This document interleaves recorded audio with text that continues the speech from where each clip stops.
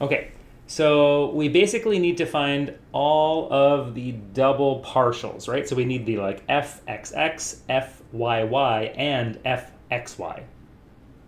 And then I think from there we can talk about what the critical points look like depending on some parameters.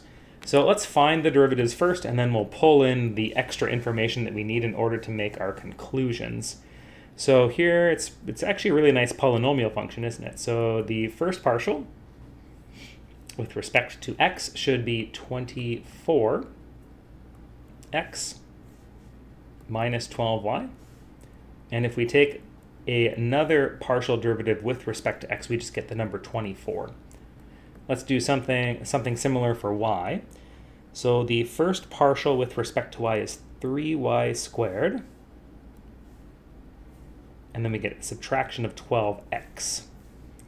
And if we do a second partial with respect to y, that's just going to give us 6y. The last thing that we need is fxy, and I'm also going to calculate fyx just to make sure that we haven't done fuck something up, because these two things should be the same if I remember correctly. If we take fx with respect to y, we should get negative 12, right? And if we take fy with respect to x, we should also get negative 12, so that checks out.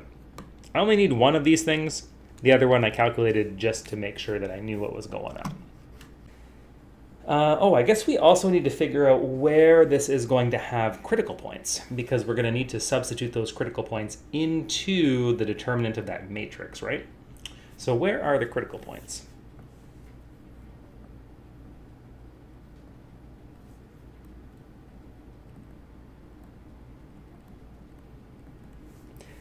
Now, I think, if I remember correctly, we set f partial x, so partial x, which is 24x minus 12y. We set that equal to 0, and I think the same thing for partial y, right? So our 3y squared minus 12x should also be equal to 0. So if that's the case, can we get a nice collection of xy coordinates that look like they might work? So I can certainly divide by 12 here to get 2x minus y. So y should be equal to 2x. So I know that any critical point has to lie on this line. Over here, we can divide by 3. That's going to give us y squared minus 4x. And if y squared is equal to if y is equal to 2x, then we can maybe just make a substitution and find our x values that'll make this work. So that would be 4x squared minus 4x. Let's divide by 4. And then we can do factoring. So we'll pull out a common factor of x. We'll get x minus 1. So it looks like x equals 0 and x equals 1. And maybe I'll circle these in red. So I know that these are going to be the x coordinates that we need for our critical values. Subbing both of these back into here, we get y is equal to 0 when x is 0. And when x is equal to 1, we should get y is equal to 2. So that means we have two critical values, or two critical points. We have a critical point happening at 0. So right at the origin, we're going to have something interesting happening. Actually, we get 4, don't we? No, I think these are pairwise, right? So if x is equal to 1, we get 2. I don't think that I can conclude that 1 and 0 should be a point, right? So I think it's just going to be our two critical points. One at the origin and one at 1, 2.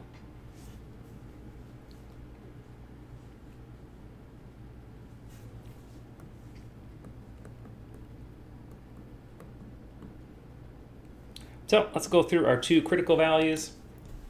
Yeah, exactly. So all the points have to be on that line 2x. Yeah, and so that was my what. So I stepped forward, and then I was like, oh right, they have to be on the line. So I think they're pairwise. So let's substitute 0, 0 into this d test. So we need fxx fyy minus fxy squared. So we need 24 times 6y minus negative 12 squared. So 24 times, what did we say, 6y minus negative 12 squared. At this particular instant, we know y is equal to 0, so that's going to give us negative 144. So d comes out to be negative. What can we conclude when d is less than 0? So it has to be a saddle point when d is less than 0.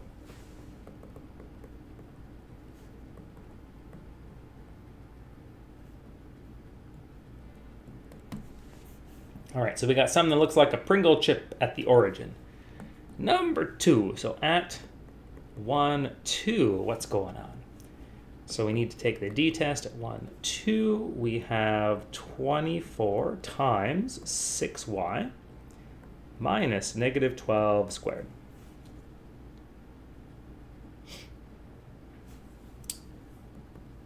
So this time we're going to have 24 times 6 times 2, which is 12, minus 144. Is that BC Aura? Hey, man. How you doing? Happy Wednesday to you. Hope you're doing well.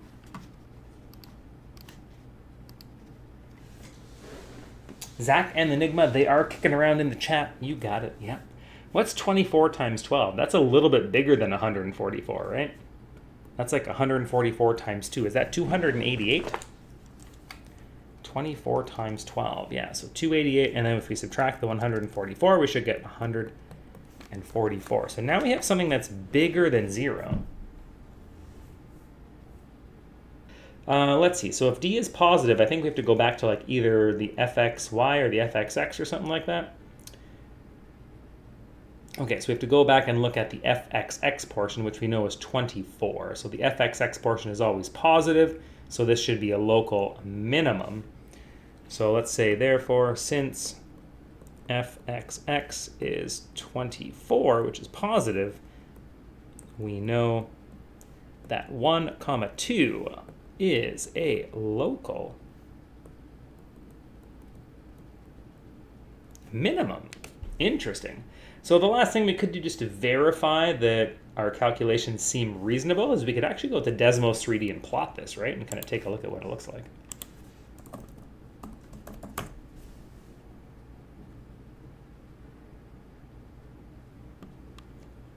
BC, that's actually really great news, man. Congrats.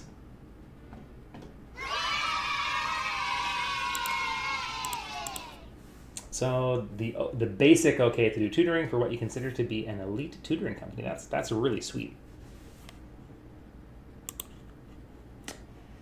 Okay, let's see. Let's just minimize this so that I can plug this in. So we have a function of 2 variables. We have 12x squared plus y cubed minus 12xy.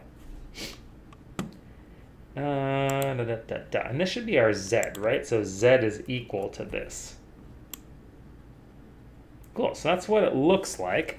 We can see the 2 interesting points happening right away. So there's definitely that interesting point happening right at the origin. We can see it's a saddle point. So if you're following my cursor, right? So from these directions, we have, it's actually going to be a maximum from those directions. But if we kind of flip over this way and we kind of go along the inside, it's a minimum. So that's what makes that point a saddle point. And then we have this point way over here, which is definitely a local minimum, which I believe is what we found, right?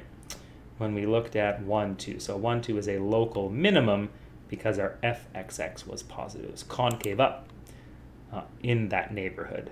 Perfect. Okay, sweet. So the 3-dimensional model checks out with our algebra.